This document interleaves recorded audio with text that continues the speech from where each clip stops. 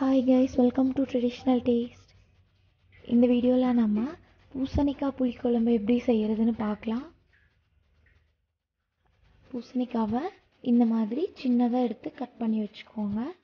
ரொம்ப பெரிய பீஸாக கட் பண்ண வேண்டாம், இந்த மாதிரி கட் பண்ணால் போதும். எப்படி செய்கிறதுன்னு பார்க்கலாம். கடாயில் 3 to 4 டேபிள் ஸ்பூன் எண்ணெய் ஊற்றிக்கோங்க. எண்ணெய் நல்லா சூடாகட்டும். கொஞ்சமாக கடுகு போட்டுக்கலாம். கடுகு நல்லா பொரிஞ்சிருச்சு. நம்ம கட் பண்ணி வச்சிருக்க வெங்காயத்தை இதில் போட்டுக்கலாம்.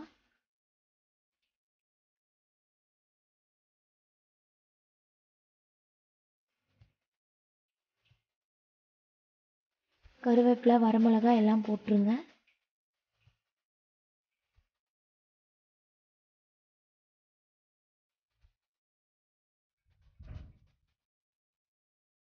எல்லாமே நல்லா வணங்கட்டும்.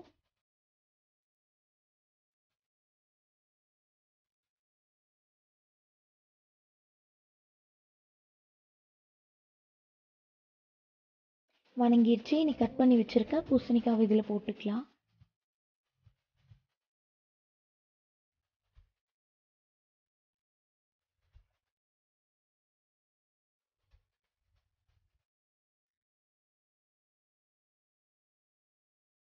ஒன் மினிட் நல்லா வணங்கட்டும்.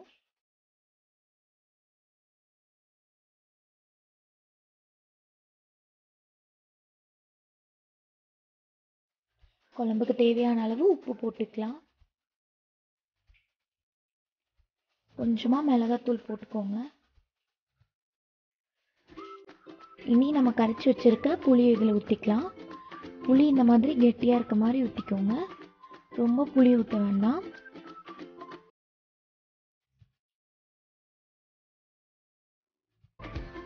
கலக்கி பார்த்துட்டு காய் வேகிற அளவுக்கு தேவையான அளவு தண்ணி வச்சுக்கலாம்.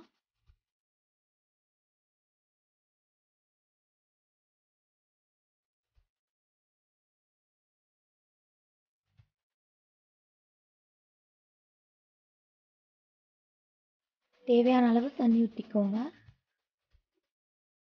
கொஞ்சமாக சர்க்கரை போட்டுக்கலாம். புளிக்குழம்புக்கு சர்க்கரை போடும்போது தான் அதோட டேஸ்ட் இன்னும் நல்லா எடுத்து கொடுக்கும். கொதிக்க ஆரம்பிச்சிருச்சு. இனி மூடி வச்சிடலாம், நல்லா வேகட்டும். 5 மினிட்ஸ் ஆயிடுச்சு. பாருங்க, தண்ணி நல்லா வத்திருக்கு.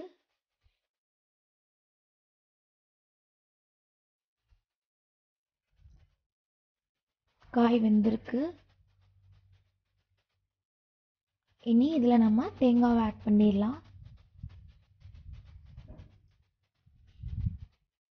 எல்லாமே சேர்த்து நல்லா கலக்கி விடுங்க.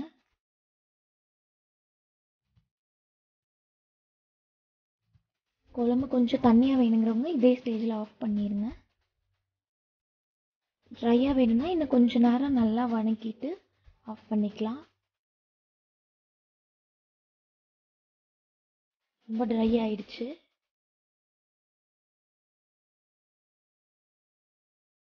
அவ்வளோதான், நம்மளோட புளிக்குழம்பு ரெடி ஆயிடுச்சு. இது ரொம்ப சிம்பிள் அண்ட் குயிக் ரெசிபி. கண்டிப்பாக எல்லோரும் ட்ரை பண்ணி பாருங்கள். தேங்க்ஸ் ஃபார் வாட்சிங்.